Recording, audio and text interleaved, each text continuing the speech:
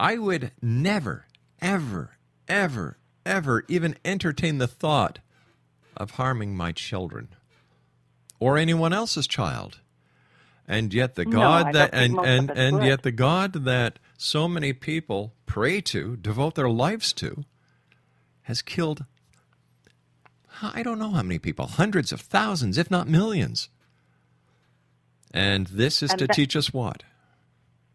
And that's where everybody gets stuck, because if there's only one higher power, and he's responsible for all of this and all the Old Testament cruelties and wickedness, then we're all in trouble, big trouble. Well, let's go into the New Testament, where he lets his only son be crucified, and his own son says, "Father, Father, why have you forsaken me?"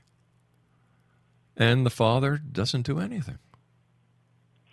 No, the Father doesn't do anything, because there are many people who have sacrificed their life to save others. Yeah. So we always try to humanize God and make him come down to our level. But wait a sec. You know, it says in the Bible, and God said, "Let us create man in our image, our likeness." So if we are created in his image, in his likeness, then we are gods. We are gods. We are gods on this planet. But there is something else ruling our planet. What's that? For example, nobody hardly even knows, and yet it's perfectly clear in the Bible, that the God of our world right now is Darth Vader or Satan or the devil or whoever you want to see. According to the Bible, it says that the God of this world, it has power over our air. I know that sounds crazy. It does. And not very many people believe it, unless you're a real fundamental Christian and you believe in demons and devil and Satan and everything else. But it makes sense. Why else is our world such a mess? And it is. Well, the reason there is a mess is because the reason that it is a mess is because we humans are not perfect. That's right. It's called the human factor. And if there is a God, and if there are spacemen out there, and if we are descended from the stars, why don't they come here, show themselves, and help us fix it all? I think that they respect us and that they want to empower us with spirit, which is now in our world, and they are waiting for for the point where we say, okay, we don't want to do it our way anymore. We're like rebellious children. We're like rebellious God teenagers, and they're waiting for the place and time on our human timeline where we say, okay, we tried. We don't know how to do it as good as the extraterrestrial gods. So we want to have your government. We want your system of laws, and we want it down on earth here. And that's part of the storyline in the Bible. Well, let me ask you this. Let me ask you this. With all the millions of people who pray to this deity, and we're just talking about one God, we're not talking about all the other religions that believe in other gods. Which may be the same. Well, maybe. They may not exist at all. None of them. How come there is nothing being done to show anyone that these millions of people who are so desperate and are begging for intervention of a spiritual kind or God to do something, the second coming of Christ, and yet nothing's happening? How come?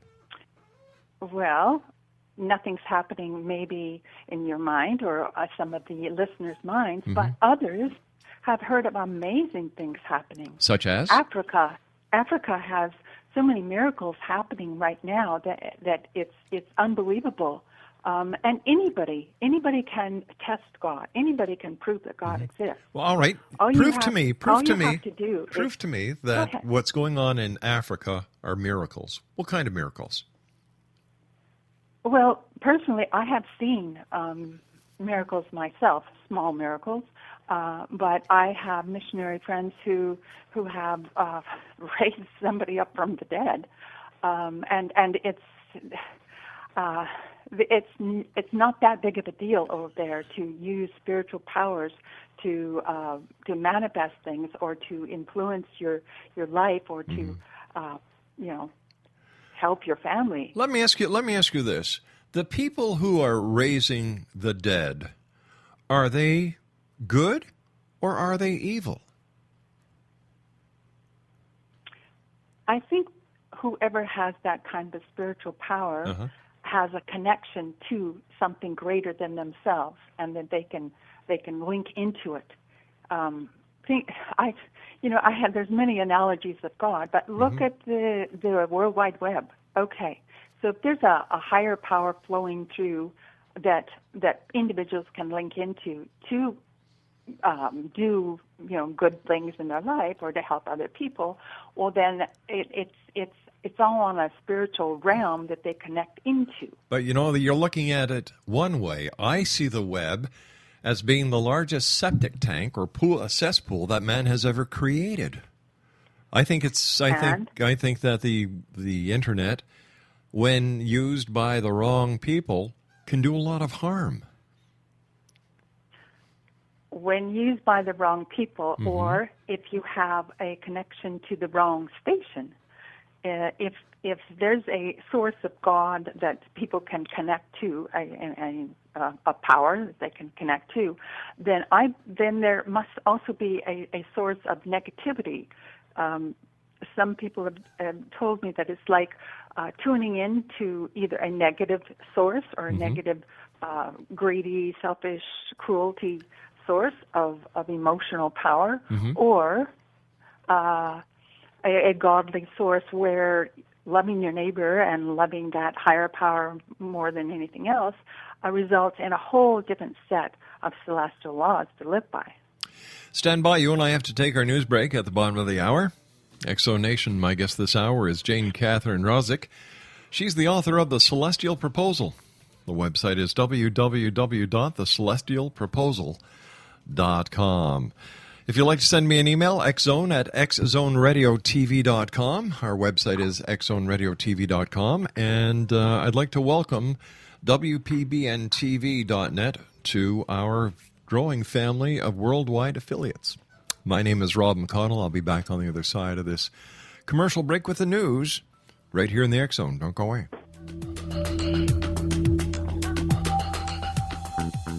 Are you considering calling a psychic to read your situation? Then consider David Champion, a psychic medium for more than 20 years with thousands of readings under his belt. David Champion will make you feel comfortable. He has proven to be honest and accurate. He's a straight shooter. There's no guesswork. What he sees is what you get. While he is a medium, most of the calls focus on relationships, not only love, but work, school, neighbors, and more. Need help with finding a job and preparing for the interview? Are you dealing with people who are obstacles in your path? For more information, go to davidchampion.com, $1.50 per minute paid by credit card with a minimum of 30 minutes.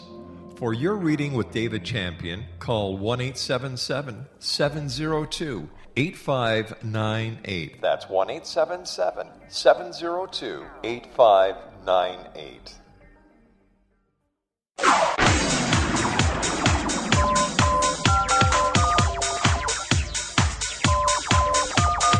Now you can dial in to listen to the X Zone Radio Show from anywhere in the world with Rob McConnell 24/7, 365 by dialing 213-401-0080. That's 213-401-0080. If you have a mobile phone or landline, the X Zone Radio Show with Rob McConnell is now at your beck and call at 213-401-0080. That's 213-401-0080, 24/7, 365.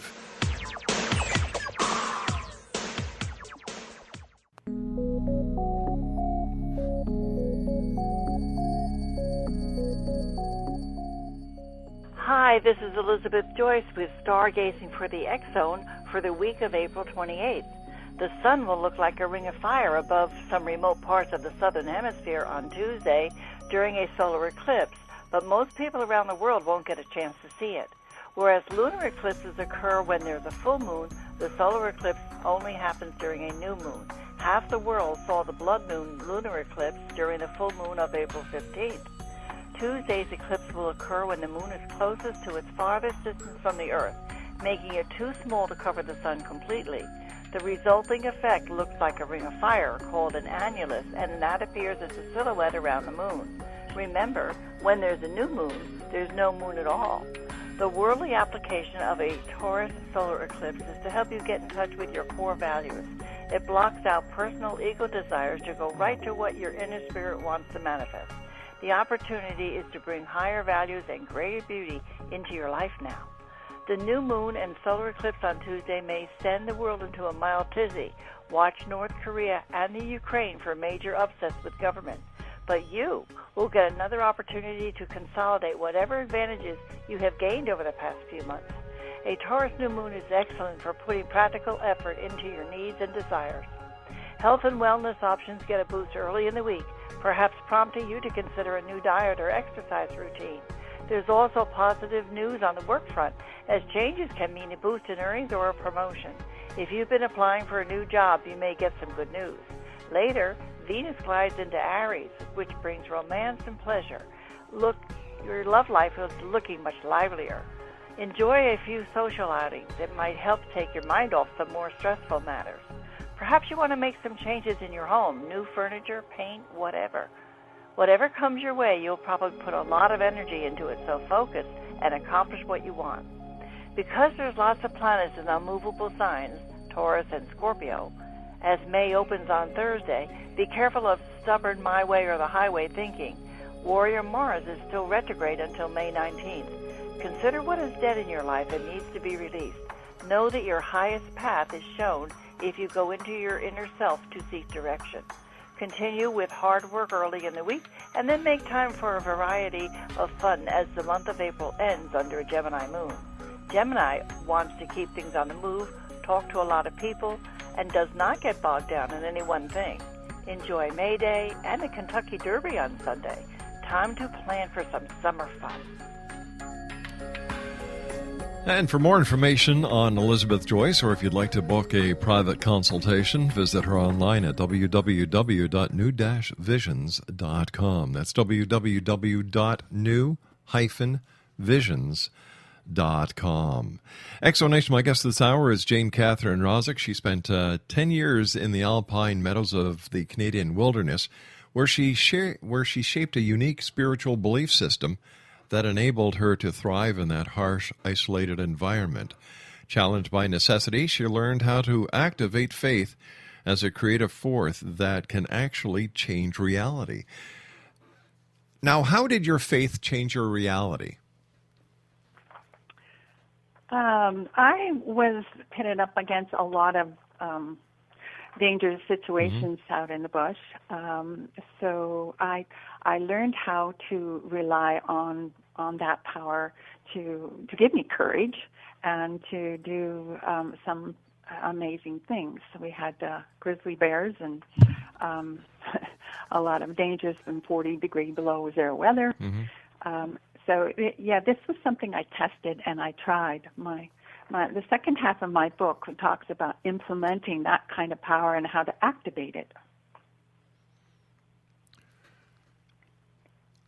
I'm trying to get a grip of the book and what you're doing and why you're doing it.